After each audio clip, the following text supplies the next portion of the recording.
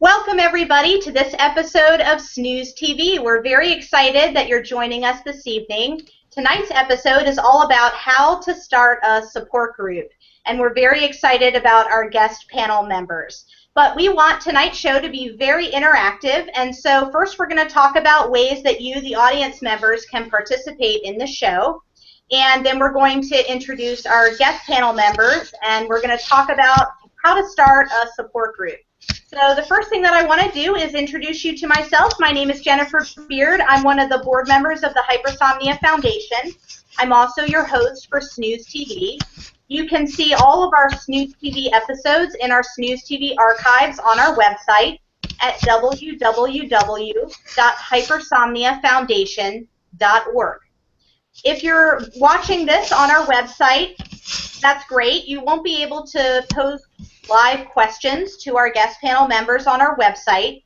However, if you scroll down to the bottom of our website, you'll see our social media icons, and if you click on our Google Plus icon or if you click on our YouTube icon, you can go over to either of those pages and you can watch this broadcast live, and you can post comments in the boxes underneath the live broadcast either on YouTube or on Google Plus.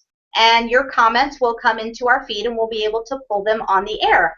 So let's talk about some tips for our audience members when they're making comments. So I'm going to try to share my screen here and pull up some tips for the audience. Can everyone see my screen? Yes.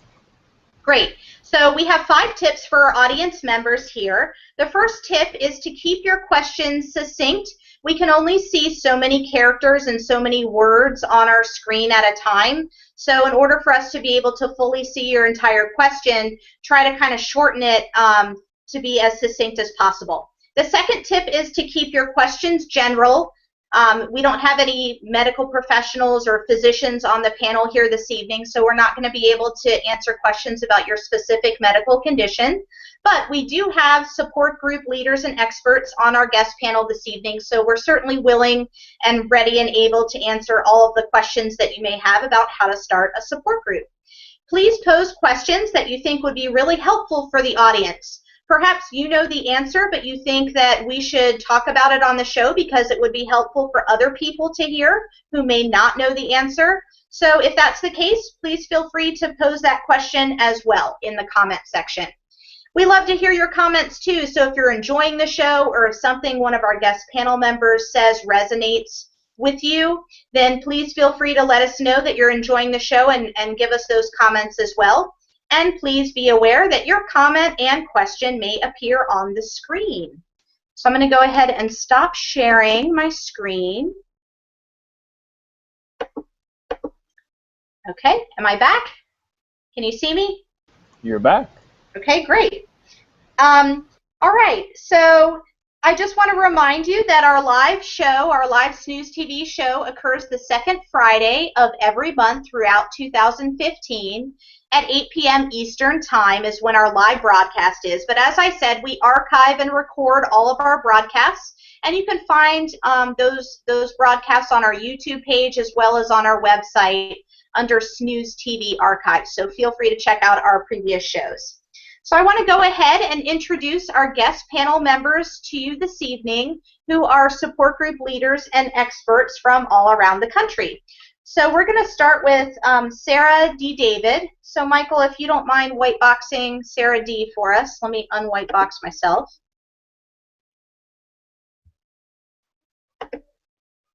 Okay. Sarah D. David currently serves as the president of Narcolepsy Network. Her husband, Jason, was diagnosed with narcolepsy in 2005. And after the dust settled on the diagnosis, they really longed to have support from others who were in a similar situation. When Sarah joined the Narcolepsy Network, she knew she wanted to focus on developing a process by which people could start support groups and cultivating connections with other people. She currently runs this committee for the network and also leads sessions at each Narcolepsy Network conference on how to start a support group. So welcome, Sarah D. We appreciate you joining us this evening. Hi, I'm so happy to be here. Great. Our next guest panel member is Sarah Nichols. Sarah Nichols has always been sleepy, but it was not enough to disrupt her daily activity until the fall of 2013. Since she works from home most days, she was able to hide her naps until she was diagnosed with idiopathic hypersomnia in February 2014. The first thing she did was try to find additional information on the internet. By leveraging her connections on social media, she found a community of support to help her cope. However, nothing compares to connecting with people in person. So last winter, she started attending a local support group and has found that quite helpful. Welcome to the show, Sarah N. We appreciate you joining us this evening. Thank you. I'm glad to be here.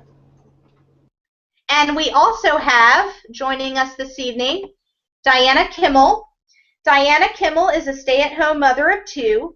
Both Diana and her oldest child have been diagnosed with idiopathic hypersomnia. After searching on the internet for and asking her physicians about local support groups, she was frustrated to discover that there weren't any. So Diana decided to start her own support group, and that's why she's here with us this evening. Thanks for joining us, Diana. Thank you. Thrilled to be here. And last but certainly not least, we have Michael Sparace with us this evening. Michael is a product management analyst for Home Depot. He received his Bachelor of Arts in Philosophy at Clemson University and began his career working for Clemson University's Master of Public Administration program. This led to an exciting opportunity working as CTO for an education technology startup in Virginia. After Michael met his wife, Deidre, he began looking for a position in the Atlanta area where he currently resides and works. Michael became interested in the Hypersomnia Foundation after his wife, recently diagnosed with idiopathic hypersomnia, attended the 2014 Hypersomnia Conference. He has a background in web development, data analysis, tech support, and distance education. And for tonight, he's going to be joining us as our technical producer, and he's going to be pulling all of your questions on the air. So we're very grateful, Michael, to have you join us this evening. Thank you. I'm happy to be here. Okay, so let's jump right in and go to our questions. So the first question that I'd like to ask our guest panelists is, we're here talking about how to start a support group, but I guess we really need to kind of talk about why are support groups important? Why should we start support groups? Why do we want to encourage more people to start support groups? I'd like to start with that one, if I may. I think that the support groups are really important. When I was first diagnosed with hypersomnia, I spent, I don't know, maybe 10 minutes in my sleep doctor's office, and I was tired. And, you know, I sat there and I wrote idiopathic hypersomnia down on a piece of paper and thought, oh, well, you know, I'll be able to find out more about that. Well, no, I won't, actually. There's not much out there for it, you know, back a year ago even.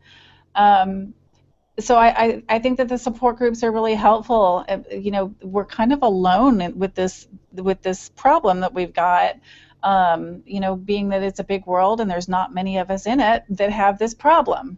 So, you know, it's I think that the support groups are really needed. The in-person support groups are really great. I think that that was probably helped me more than the online support groups. I just really, you know, knowing that there's other people out there and getting other ideas of how to deal with the medicine, because, you know, like that 10-minute session with my doctor, he doesn't take these medicines. He doesn't know what it makes you feel like. And then I was talking to a friend of mine about a month ago, and I was complaining about clarithromycin, and she kind of gave me what for. It was like, you know, suck it up and take it. And then I told her about my stomach ache, and she's like, oh, well, do this. And I did, and it worked. And there you go. You know, and that was a support group. That was the doctor that he didn't help me with that. So anyway, I'm just a real big fan of support groups. I love that you say that the in-person support groups are so helpful. And I know, you know, virtual worlds are really important, and the social media support groups that are out there on different social media channels are important. And I kind of think of Snooze TV as a type of support group, you know, like a a webinar that's out there on the internet and a resource for people. But when you're meeting in person, in present, face-to-face, I think it brings a whole new dynamic about it. And Sarah D., I'm going to come to you now, if you don't mind, because we kind of talked a little bit. Hi, Sorry. babe. That's okay. We talked a little bit in your bio about, you know, why support groups were important to you. So I wanted to come to you and hear your take on why start a support group. Yeah, so the support group that we have in Chicago, we're really lucky. We're like a family, and we've been meeting since 6 years, I guess. Wow. But, you know, there's something, you know, a lot of people, and especially with narcolepsy and hypersomnia, they don't necessarily see the most qualified doctor, or the doctor has the newest knowledge. So while you can't get medical advice from a support group, you can get ideas to possibly take back to your doctor and say, I mean, I always try to remind people that doctors, one, you pay them, like, to do a service, and two, they're not the experts of everything. So it's okay to be educated, take in that information, and then talk to your doctor. And the support group is a great place to learn about the other treatments that people are going through, alternative treatments. It's a great place to realize, you know, with these sleep disorders, your symptoms are not on the outside. So you don't know other people that have these symptoms until you get together and start talking, and then all of a sudden somebody's like, yeah, I procrastinate all the time, and then you see everybody's head shake because they procrastinate too, and you realize, like, it's not just you. Like, this is technically a symptom or a byproduct of your condition. So, you know, it gives you a chance to be normal. And when we walk into support group 30 minutes late, nobody blinks an eye. Like, that's totally normal. In fact, if we get there early, they think that's crazy. So, you know, it's just like having that place where you feel that you fit. Well said. Well said. Diana, I'm going to come to you now for a minute. I know that in your bio you had mentioned just being frustrated that there was really nothing out there for you, and that's kind of what motivated you to start your support group. So tell us about that frustration. Why is it frustrating to have nothing available? And how did that motivate you? I had a similar experience like Sarah N. I had gotten my diagnosis, and my doctor had basically said to me, don't go home and Google it. It will just upset you. And I thought he was meaning about the symptoms or the diagnosis itself, but it was more about that there's no information out there. You Googled it, there was nothing. There was no pamphlets, there's just nothing. It was probably about a year before I found a Facebook group. And Facebook groups are nice, but it didn't have that personal touch. The first time I met another person with hypersomnia, I can't explain the feeling. It was like you met a long-lost friend, you met somebody that understood you. That shaking of the head when they can roll something, that you really thought you were alone in the world. That changed my life. So for me, starting a support group was giving that to myself and everybody, giving everyone that opportunity to come together once a month or once every 2 months and be able to ask questions, confirm what you're feeling, hear what other people are going on in their lives, and just basically feel welcomed. Mm-hmm. Thank you, Diana. Sarah D., I want to come back to you for a minute because I know that you have some steps that you have provided for people to kind of help them get started. And so if you'd be willing to, I'd like to do a screen share and have you talk us through some of that, if that's okay with you. Yeah, definitely. Okay, so let me see if I can share my screen here. Uh-oh, was that me? Michael, did I do something wrong? I think you're good. Okay. Yep, we see your screen. Okay, great. Okay, so I kind of just broke it down into some really simple steps. And the first one is pick a name. And the reason I say this is because of number 2, set up an email address.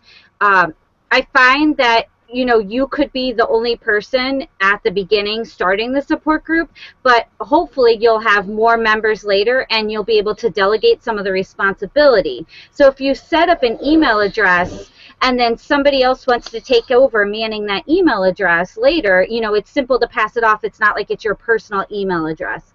I prefer Google only because you can share calendars and there's the, you know, all kinds of Google things that you could do with the Gmail, but it's really up to you. So the name can be as simple as ours is Midwest Narcolepsy Support Group, or I know that there's a support group that's like the Sleepy People of Southwest Louisiana, or Southwest Louisiana Sleepy People. So, you know, something, anything. And then set up the email address, and you know, right now it might be you that answer it, but eventually, hopefully, you could pass that responsibility on to another member of your support group. Do I need to go to the next one? Okay, great. Decide how often you're going to meet. So at the beginning, it could be you or a couple other people, but I find that consistency is the key. People need to know that they can count on, if you say the group is going to meet on this day, they need to know that whether they decide 5 minutes before the support group meeting, if they go, that somebody's going to be there. So try to pick amount of time. Like if you know you can only commit 4 Saturdays a year, pick those 4 Saturdays, plan them out, and even if you're the only person there, keep going every week, because eventually you will get, more people will come once they know it's dependable. In Wisconsin, we had a support group, and the support group leader, they had, it was in Kenosha, and they probably had 20 people show up the first day. And they always had a good turnout, but she didn't delegate any responsibility, and then she had a family emergency and had to cancel at the last minute, like 2 or 3 support group meetings. And then after a while, nobody started coming when she did pick up, because they showed up to those last minute cancellations. Nobody was there, so it's just harder. So only could commit to what you could do, and then eventually, once there's more people, I mean, we meet monthly in Chicago, once a month, first Saturday of every month, and sometimes there's 3 people, and sometimes there's, you know, 20 people, and sometimes it's never people with narcolepsy, it's always their supporters, so you never know. Pick a location. It should be somewhere that has privacy. I know that there are still some people with narcolepsy who don't want other people in their community. I'm sure it's the same with hypersomnia. And so, you know, if it's just somewhere that it's not obvious, where you have like big signs, free is great. There's some places that we have members meet are the library, church, doctor's offices, hospitals, VFW. We meet at a hospital in Evanston, but we're not associated with the hospital, so you don't have to be a patient there. It's just they give us a meeting space at the hospital. And I don't want to jump around, but I just wanted to note about the meeting space is that the network will, the Narcolepsy Network will help sponsor any members support group. We have a grant set up, so if you needed funds for a support group meeting, we would be able to help you with that. Oh, we definitely would like to hear more about that. But first I wanted to just mention, I really appreciate how you kind of put everything in a chronological order. Because to me, I would have thought that the best thing to do would be to find a space first. And, you know, coming up with a name and an email address, that probably would have been, you know, well down on my list. So I like that you have that progression of pick your name first, then do your email address, then decide when you're going to meet, and then find a space. And let's talk about space for just a second. I want to come back to that grant thing. I'm going to make myself a note of that. So you said that your meeting, Sarah D., is typically held in a hospital, so I want to come back to you in a second. Diana, typically where do you guys hold your meetings? I was able to use some space at the Emory Sleep Lab. I looked at several different options, like churches. It either was difficult to get into, there was cost involved. So I was very lucky the Emory Sleep Lab offer up their area to us, which is very accessible, and it's free parking. So it really works out nice, and a lot of people know where it is. So Sarah D., how were you able to find space in the hospital? When our first support group started, it was a doctor at the hospital that helped start it, and she was the head of the sleep center there. So they gave us a space, and then we've just always been able to secure that space since then. You know, and like I said, I know some people have problems with doctors' offices because other doctors don't want to advertise for them, but we've actually had great success. You know, there are most of the doctors that we've met are just happy to be able to refer their patients somewhere. Yeah, because you know, I think nowadays patients kind of, you know, demand that. I mean, Diana said in her bio that, you know, she was asking her physician, where is a support group that I can find? So it's good for them to have a resource to refer their patients to. But even more than that, I mean, wouldn't it be wonderful if we could have some grassroots movement where people are sharing information about their support group and people find out about it through their social media channels and by other ways aside from their physicians or in addition to their physicians? Definitely. I mean, I have a Facebook page on that I could share the link with to you later if you want to put it up, but it's for support group leaders. So my goal on the page is that they can get on there, share ideas, share frustrations, and talk about different things and help each other build support groups. Yeah, what do you think, audience members? You want us to post that link for you in our show notes at the end of the show? We can definitely post that in our comments, Sarah D. We'd really appreciate that. I'm sure there are a lot of people out there who'd be interested in joining that group. I know that there's a lot of interest in people starting their own support groups. I think this is going to be a great resource. So we would really appreciate you sharing that with us. Can we talk a little bit about the grant that Narcolepsy Network provides and what that money covers and where it comes from and how it helps?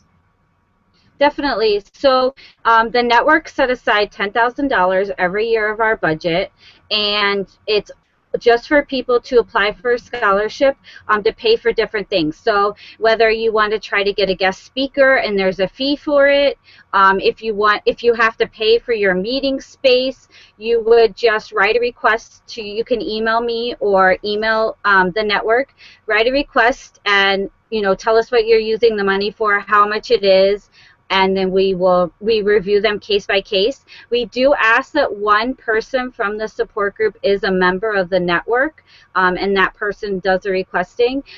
But the network does have grants for our membership too. So I believe it's $40 for a yearly membership.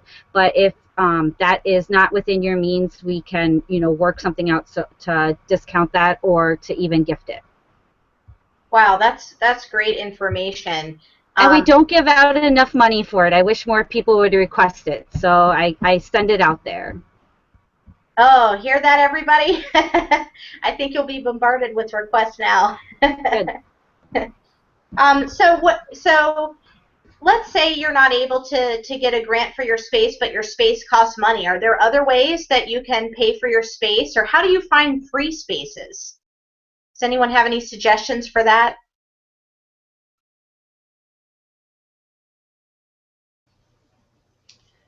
You can call your local libraries and definitely ask your doctor. They might be willing to give some space at the sleep labs as well. Okay, we have a comment from one of our audience members. Hi, Ruth. How are you? Thank you so much for watching. She says, please post the link. So we will absolutely do that, Ruth. No problem. Sarah D will email it to me at the end of the show, and I'll post it in the show comments. Does that sound like a plan, Sarah D? Yes. Okay. I will send you an email with everything. Great. Okay, so let's talk about how you decide when to meet, like how often and what time. Sarah D, you gave some great advice about kind of go on the conservative side because you don't want to overstate your capabilities and what you can personally do. But how do you decide, like, what's a good day for everybody and what time of day is good and that kind of thing? So what are your considerations for those things? Diana, I'm going to start with you on that one. My first meeting, I kind of asked our attendees what worked for them. We did a little afternoon to give us sleepyhead some time to get there. We talked, but I had, some requests to change it to 1. So I work with what works best for the people attending. As far as frequency, I started it every month, and I kind of feel the same way. We'll do it once a month, no matter how many people come, and the consistency is there. I make my meeting the first Saturday of every month, and it seems to have worked well. Okay.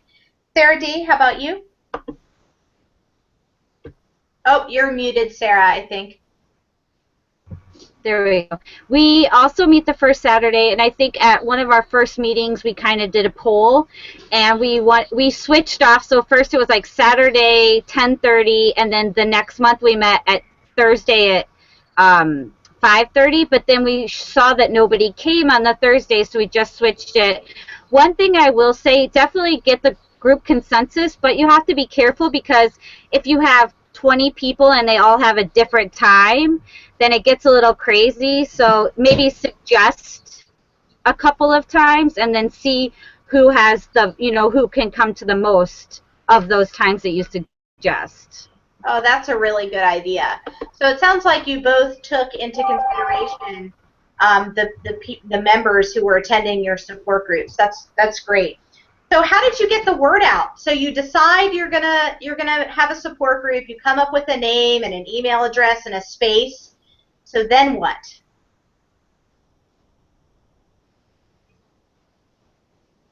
Diana, how did you get the word out? I started with a group, posting it out on there. I had some help. I opened up a website, and my doctors, I talked to my doctor. He was willing to mention it to people when they asked for it. So basically social media and word of mouth. At the conference, I mentioned it. Sarah Nichols was one of the people that found us, and we had gotten together for a dinner one night, and that's just the way. Just social media and websites work well. Yeah, and I'm going to pull Sarah in just a second, but before I do, Sarah D., how did you get the word out about your group? And I think, yeah. So we have a Facebook page, which I always, that's one of the things I suggest people do after they create a name is go on and make a Facebook page. Sorry, I have my mini helper. We also, if you send us at the network your information about your Facebook or about your group, we will share it on our website, on our Facebook page, and we email it out every once in a while. We'll say like, oh, here's the active support groups in the country. And then lastly, once you do have a Facebook page, post it like in every group that you can find on Facebook. Even before you have your first meeting, get the word out there that you're starting this group. Maybe you'll get other people to join with us. And we have a list of sleep doctors at the network, which we can share with you and help you with. And then, sorry, she doesn't like my talking. And we can email those people out. We'll find a group of people in your area within a certain distance of your zip code and email out to them about this support group, like a quick blast. Okay, all great ideas. I want to go to a comment from one of our audience members, Beth. Hi, Beth. She says it's nice to know that some memberships are free and others have options for covering membership costs.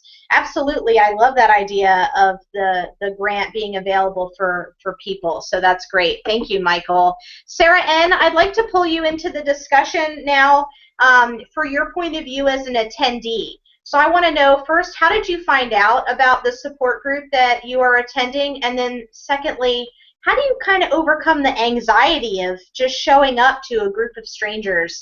How do you cross that line from, okay, I know the support group's meeting at this day at this time, I'm actually going to go and show up? Well, I can see how that might be intimidating. I was really lucky because I was just diagnosed about not even a full month before the conference last year. I was diagnosed in mid-February, and the conference was in early March. And so when I went to the conference, I met two lovely young ladies named Jennifer Beard and Diana Kimmel, and lots of other people. But so when I went to my first support meeting here, I already knew two people who who were going to be at the meeting. So that was really helpful, and so I was really lucky. But the Facebook group was the first thing that that I saw, and that was really intimidating to me. And for some reason, I didn't want to join the Facebook group, and then I didn't want to post. And I don't know if anybody could ever notice or anything, but normally when you join the Facebook group, you're supposed to do a introductory post. Hi, my name is Sarah. I have IH, whatever. Well, I didn't do that because I was too nervous, which is silly. But so yeah, that was what was really intimidating to me, not the meeting face to face. That wasn't so bad. But Gotcha. I think having Snooze News out there will be helpful too, because somebody in the Atlanta area says, oh, I've seen these people already, and so I'm going to go to this support group, and I already know who these people are, and they're not monsters. They're not going to look at me funny, whatever. And you're having people from around the world on these teleconferences. So I think it's going to be helpful. I agree with you. Yeah. So what's it like to walk into a meeting filled with people? Is that how does that feel? Well, for me, it was wonderful. Every time I go to a meeting, I meet one or two new people, and actually one of the girls, I thought I met her, but I'd already met her before, but that's part of the IH thing. So it was kind of funny. We got to, that was something that I didn't realize until I met these people, and they go, oh yeah, I do that too. And so it was kind of funny, but I absolutely swear I did not meet this girl 30 days ago, but I did. I just was tired and had forgotten, and rambling is also another symptom. Okay, it looks like we have another question from our audience member, Ruth. Hi, Ruth. There's also a hypersomnia patient map. Could the foundation help new group leaders contact potential attendees in the local area? Let's see. I'm not really sure I understand your question, Ruth. Could the foundation help new group leaders contact potential attendees in the local area? Sarah D., do you want to speak to that? Well, I mean I don't know about the patient map.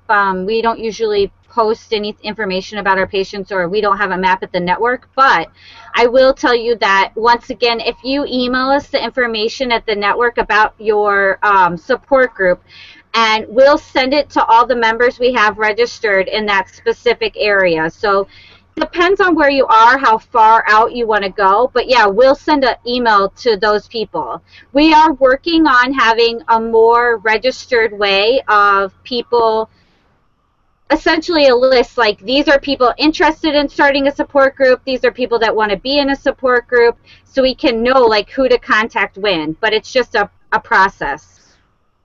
Absolutely, absolutely.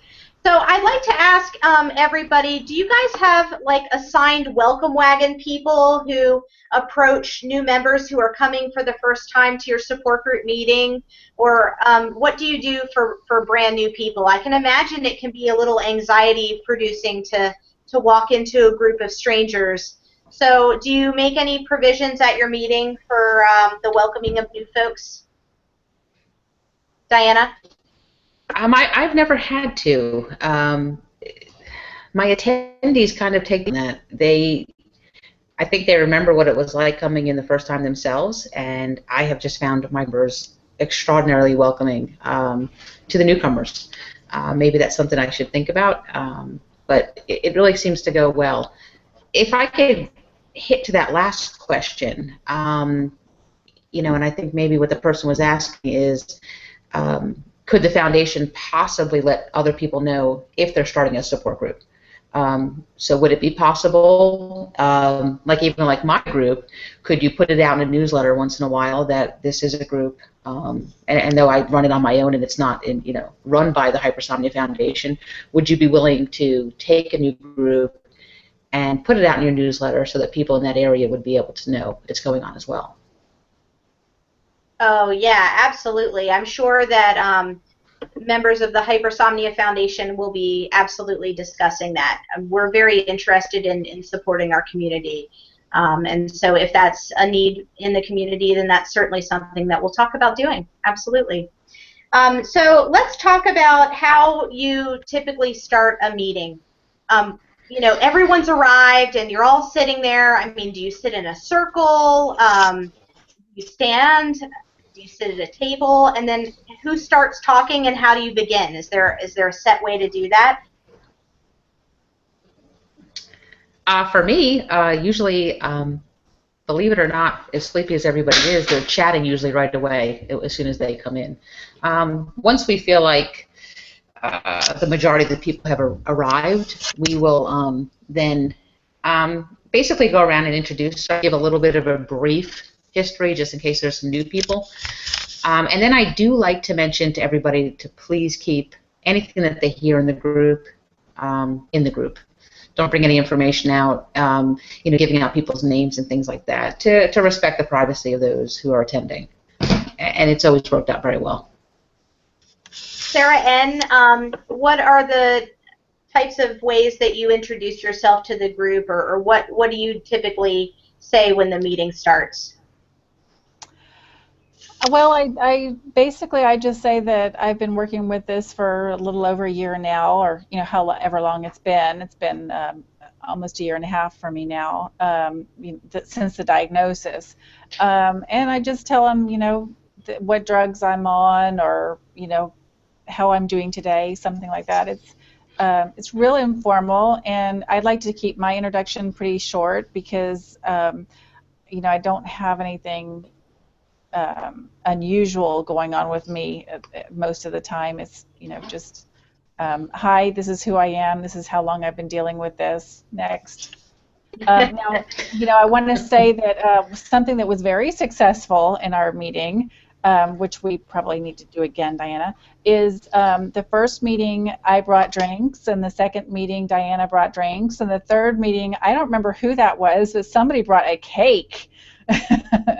And yeah, we need more cake.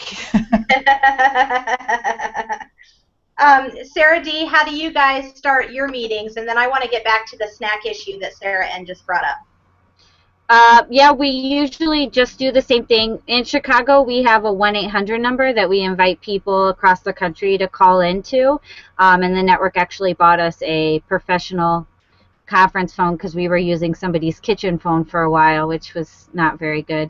But so we introduce ourselves in the room, and then we introduce ourselves on the phone, and then we try to ask a new member. Usually Lucy in our support group is pretty good about acknowledging new people, and she'll ask them like if they had a question or something they wanted to talk about, because otherwise we don't even half the time talk about narcolepsy or what we're talking about our other things because we're been meeting for so long. Yeah, gotcha. Well, let's talk about snacks. Are people, if I start my own support group, am I expected to bring snacks and drinks for everybody, and how do I know how many people are going to show up, and what do I do if nobody comes? So let's talk about that for a little bit. Diana, do you want to start with that? Sure. Yeah, that was something I didn't really think about, and Sarah kind of stepped up and said, I'll bring drinks, which was really a big help, and it seemed to help. And it is kind of hard to formally put somebody in charge of that each time, because I have some people that come 3 months in a row, and then I won't see them for a couple months again.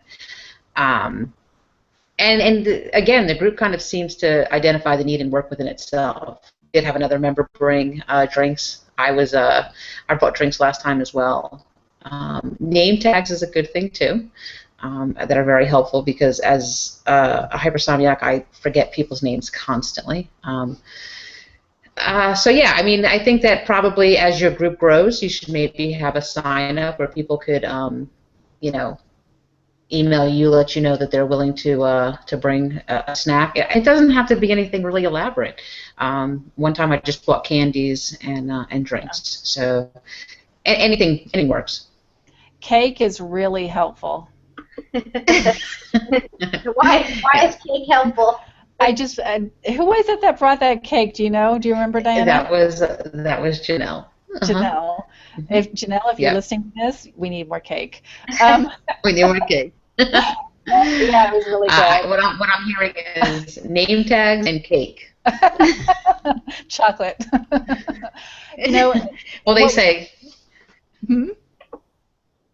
What was really funny about the drinks thing, you know, I sent Diana an email before the first meeting, and I said, I'll bring drinks. And then I thought, crap, you know, what Jennifer was just asking, what do I bring? You know, do I bring water or 7-Up or tea? You know, there's, you know, 5,000 options. And then I finally realized, well, none of us are going to really have a problem with caffeine, and probably they'd like that. So that narrowed it down a little bit. So I ended up just buying a couple of 2 liters, and we drank about half, I think. And what we ended up doing, we were at a doctor's office, so we left the drinks for the doctors and the staff, you know, the following day. We just left them there. So Sarah D. I think really. Oh, go ahead, Diana. I really think anything is appreciated. It's a forgiving group and it's a welcoming group. So, you know, anything you bring, like I said, it's appreciated and welcome. Sarah D., what about your group? Do you guys do snacks and drinks?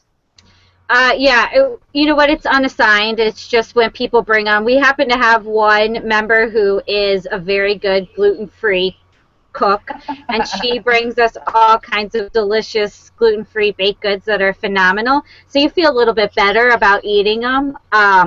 Sometimes we have a member that's moving, so we had a pizza party after our last meeting, and we just said, if you want to bring something, bring it. We have a website, so there's a listserv that you can sign up for our specific support group, and then we send out a message before it. And sometimes we'll say, like, please feel free to bring something to share. But we've never made it like a sign up. Mm-hmm. So let's shift gears a little bit and let's talk about confidentiality.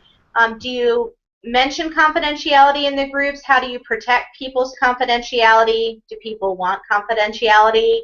And then I know, Sarah D., you had talked about phone conferencing. I know that some people have asked about video conferencing into support group meetings, so maybe those topics can kind of tie together. So Sarah N., maybe we could start with you. How do you feel about confidentiality in the support group, and do you feel like your confidentiality is respected? Yeah, I really do. I feel like we all have this in common, and you know, I don't feel like anybody has done anything that I haven't wanted them to do with my information, or, you know, the fact that I'm there. I'm very comfortable with the support group that I'm in. You were talking about video conferencing. I brought that up for us to video conference our support group out so that other people could participate. And somebody brought up a really valid, really great point, which is then we can't ensure confidentiality, and it might be a problem to other people. So I really like the fact that I felt like other people were looking out for me when, you know, it's not something that I thought of. Diana, I'll come to you now. How do you respect people's confidentiality and ensure that people within the group are adhering to that, and or is that important? Is that something that's important to your group? It's definitely important. There are people who are very private about having hypersomnia, and they don't want it out. They use alias names on Facebook. So I feel it is important. I feel it's important to mention it before each group really starts, that I hope everybody respects everybody's privacy. You know, leave the names and the particular information in the group. And I find that everybody's been very respectful, but I do feel that it needs to be mentioned before each meeting in a very gingerly, tactful way. Yeah, that's a really good idea to mention it in every meeting. Go ahead. I kind of go along the lines of, it's like HIPAA. You want to be respectful and keep it there. I do have a problem with the video conferencing because there's a lot of things. I'm not sure what network I would be working on as far as the internet. I don't know who's watching it, who's taping it. So that's been that we just have kind of stayed away from in my group. And to me, I kind of like it that it's personal. I think we're there in person. You talk to that person. You can look at that person. And that's what makes the support group so special. We do have Snooze TV. We do have Facebook groups for that internet long distance groups. So to me, I like to keep my group more on a personal note. So Sarah D., I'm going to come to you now because I know you had mentioned the conference phone calling. Do you guys, is confidentiality important to the members of your support group? And if so, how does the phone conferencing play into that? Yeah, so I mean, it definitely is, and it's something we would have to address on if a problem occurred. Luckily, we've never had a problem. We could tell how many people are on the line. We ask them to introduce themselves, and usually it's people.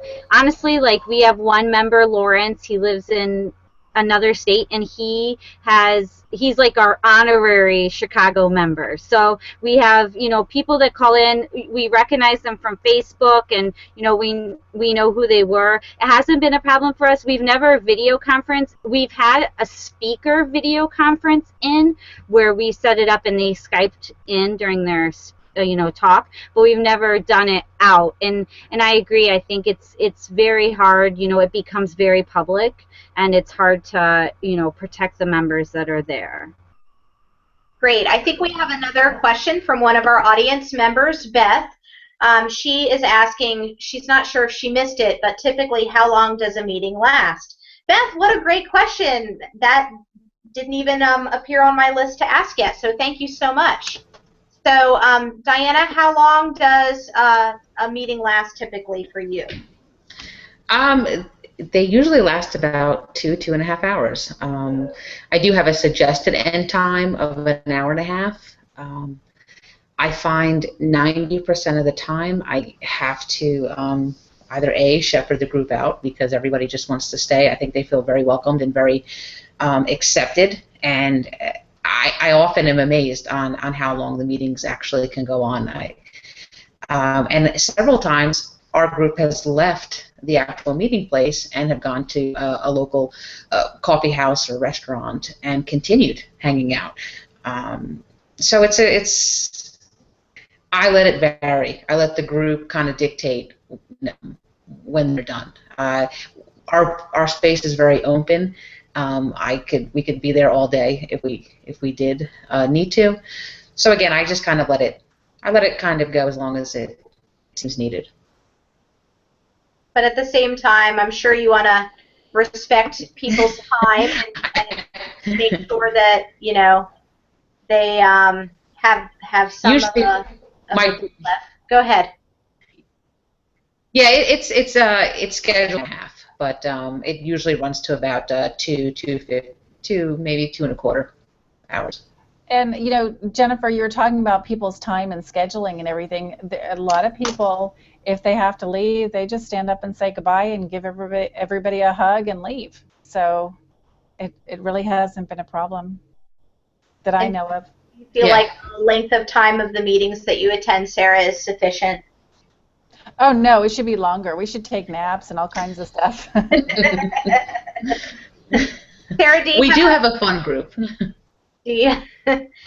Sarah D., how about you guys? How long does your meeting typically last? Yeah, the assigned time is 10:30 to 12, and we turn off the phone at 12 o'clock, but sometimes till the last person leaves, and then we're like walking out to the parking lot talking, or whatever the case might be. So definitely, they can go until 2, and if we have a pizza party afterwards, you never know. Like it can be a while, but we do turn off the phone at 12 because then it becomes more casual afterwards.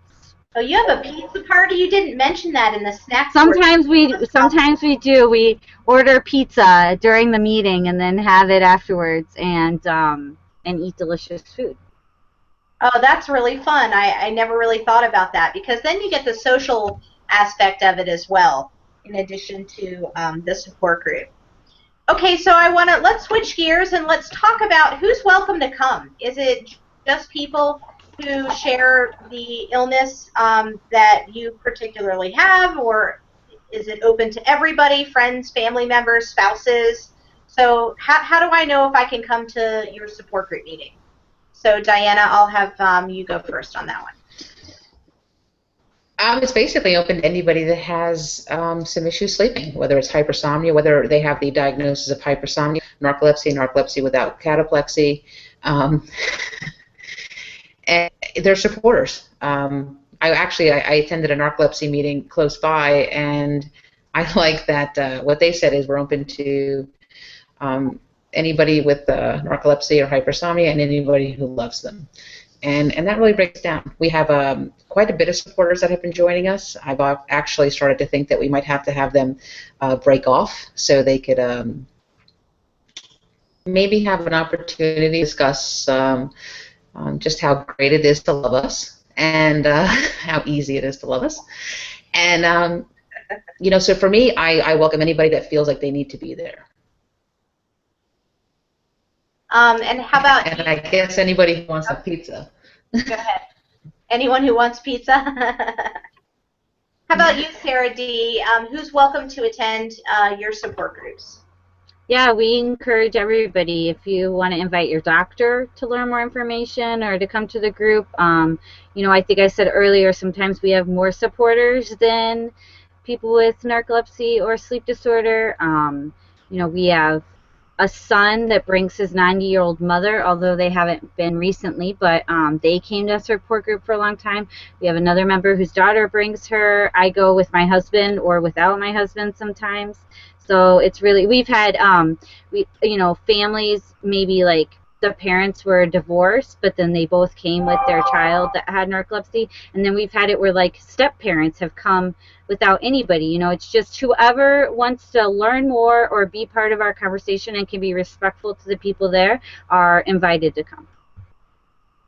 So on the topic of who's invited, should supporters have their own support group? And if so, should it meet at the same location and time period as the people living with the illness support group? What do you think about that, Diana? I think, again, it goes to just reading what your group needs. In the beginning, you only have a few people coming, so it's nice to have the internal conversation between the people with hypersomnia or narcolepsy and their supporters. I also find that there's some great input that a person with hypersomnia supporter that really, you see them shake their head like, oh my God, my loved one does that too. So I kind of like that we have that time together. I would almost maybe, as my group grows, maybe see us start together and then maybe break apart maybe mid-group and go from there. And I think that might end up working best. And that way, again, we come together and then we end together. And be together.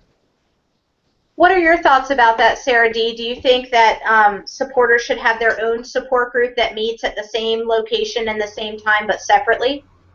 Or do you think I completely agree with what Diane just said. There is value in everybody being together for a while, especially when it's a first time maybe couple or parent and child, because they will hear that these things are happening to other people, and like I said before, some of it, there are things you can't see.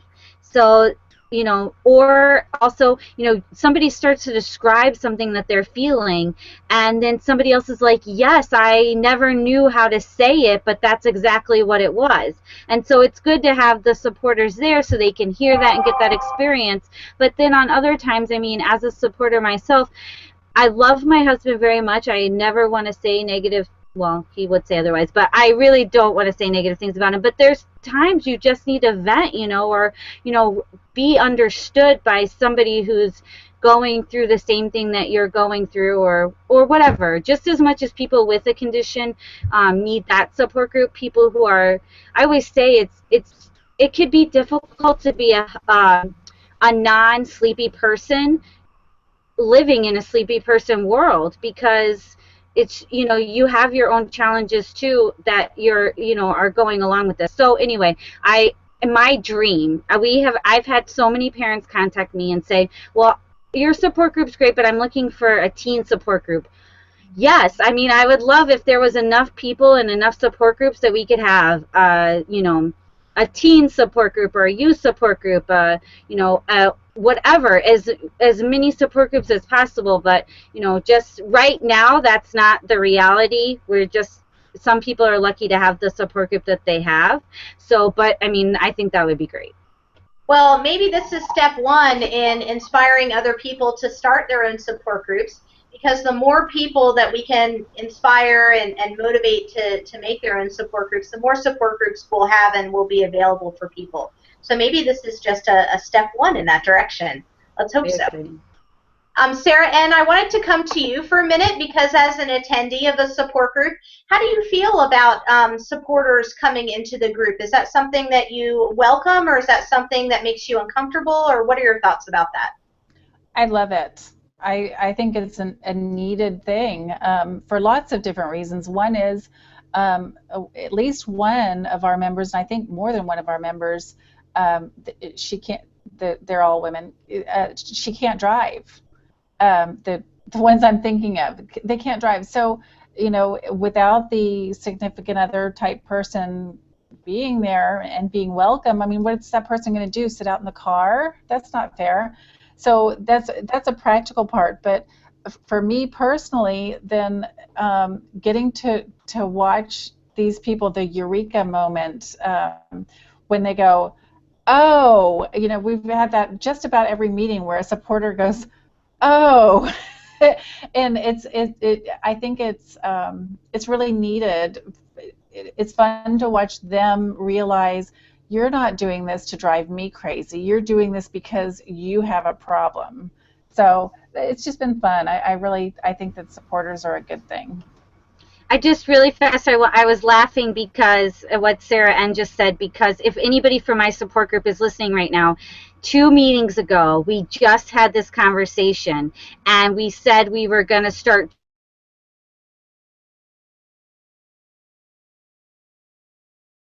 Uh-oh, did we lose her? She froze. Sarah, you froze on us. Can you hear us? Maybe she'll come back in just a minute. Darn, that was getting interesting. I know. About the eureka moment, it is an awesome thing to, when a supporter, they'll be listening to one of us speak about something that we're struggling with, or the one that comes to mind is trying to figure out what you have for dinner. And this seems to be something that I really thought I never thought I did it. And then somebody pointed out to me that I can't figure out what I want for dinner, and picking out what's on the menu. And we were talking about this, and then all of a sudden, this supporter just had this look, and she said, "This is hypersomnia? I thought it was just her." And it is. It's that eureka moment, and it's priceless. So Sarah D., if you can hear us, try hopping out of the Hangout and hopping right back in, and let's see if that helps to fix the issue. And we'll just move on to another question. So Sarah, Sarah N., I wanted to ask you a question. What keeps you coming back as an attendee of a support group? Gosh, I don't really even know. I just, it's the feel-good moments of being around people who really fully understand. This is definitely one of my rambling nights. I'm going to tell you about, since Beth is listening, Beth and I went to Walmart when she was here visiting in November, and we had more IH moments at Walmart than, we scared those salespeople silly, because they were like, these people are crazy, what are they going to do? But being around Beth and around the support group, people that kind of do the same thing I do, was just really rewarding. It's kind of crazy sounding, but yeah, I think that's most of it is just that this comfortable, and I don't have to really worry about when I do these things, where I lose the train of thought that I'm on or whatever. They go, oh yeah, whatever. It's no big deal. They understand. Yeah. Sarah D, I wanted to come back to you really quickly because we were all on the edge of our seats listening to I know, sorry. My computer kicked me off, so I'm on my phone right now. But I was just saying, we were saying, we had these last couple of meetings, and we had those people that had the aha moment, and that's how we were going to make money, is when we saw people and we recognized the aha moment, and then we were going to say, okay, that will be $50. So you had an epiphany. Pay money into the pot for pizza. And that's exactly what we said. We could see it, this epiphany that they had, and they realized, like, oh my gosh, yes. And then and then it happened, and it's cheaper than a psychiatrist. And it's worth it. It is so worth it. You're right. Okay, so we are actually coming, to the end of our time together, but I just wanted to touch base with you all and see, so, okay, you have all inspired me. Now I'm ready to start my own support group. Where can I find resources to help me get started?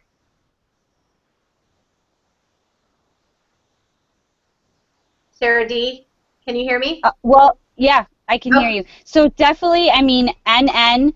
I know, Jennifer, you're going to post some information that I sent you. I'll provide my email address. Please feel free to email me. And if I don't respond, email me again. So I also plan our conference, so sometimes emails get boggled down at the very beginning. Facebook, email the network, and I'm sure just like you can email the Hypersomnia Foundation. We're here. I'm a person who loves somebody with narcolepsy, and everybody that that I volunteer with are either people with narcolepsy or people who love somebody. So that's what we're here for. Thank you. Diana, do you have other suggestions of where I can find resources to help me get started? Definitely visit the hypersomniafoundation.org. You can ask them. They have they have a link. You can actually print out some brochures and have them at your meetings. I know they have some support I can share with you. They are welcome to email me at Atlanta Hypersomnia Support.com, and I'll be happy to help anybody in talking about how to start a support group meeting, or just get started and just bounce off some ideas. And as always, definitely the internet. Okay, Sarah N., do you have any tips for somebody who's thinking about starting a support group out there as an attendee and somebody who appreciates their support group? No, really, I don't. I think that Diana did a great job. I was really excited to go to our first meeting, so I think that it worked out really well. And other than that, just try it, and if it works, then you haven't failed unless you've tried it. And if you try it and it works, then it's a great success. You've helped people. And before we go, we have one more comment from Beth, who's laughing about her Walmart experience. It was so validating, comforting, and funny at the same time. It was like a mirror experience. And I think that a lot of people can say that about their support group. It's like sitting in a room full of people who totally get you and totally understand you. And you don't have to explain yourself. And I can imagine that that's a wonderful and fulfilling experience to have.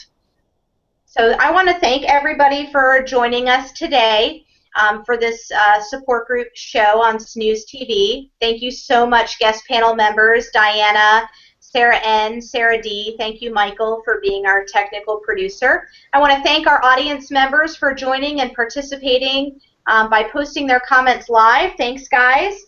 And I just want to remind you that all of the Snooze TV episodes are archived on the Hypersomnia Foundation website at www.hypersomniafoundation.org. You can also find them on our YouTube channel. And, to me, in addition to small local support groups, I think conferences are a big support group.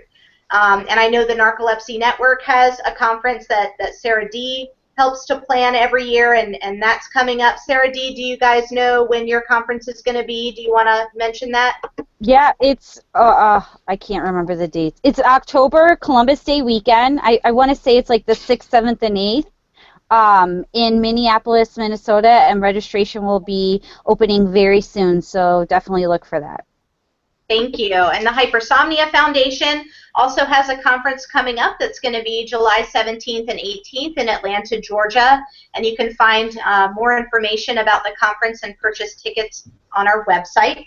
And remember that Snooze TV airs live the second Friday of every month at 8 p.m. Eastern Time. And our next show is going to air on Friday, June 12th at 8 p.m. And the next show is going to be all about asking the conference committee members. So any questions that you have about the conference, you'll be able to ask the conference committee live on the air. We also have a Google Doc out there on our social media channels as well as our website where you can go ahead and submit your questions now for that show. And you can also post them on YouTube and Google Plus for our conference committee members to answer that. We're also going to have a very big announcement during that Snooze TV show, so be sure to tune in for that. And remember, everybody, we're not taking it lying down, and we'll see you next time on Snooze TV.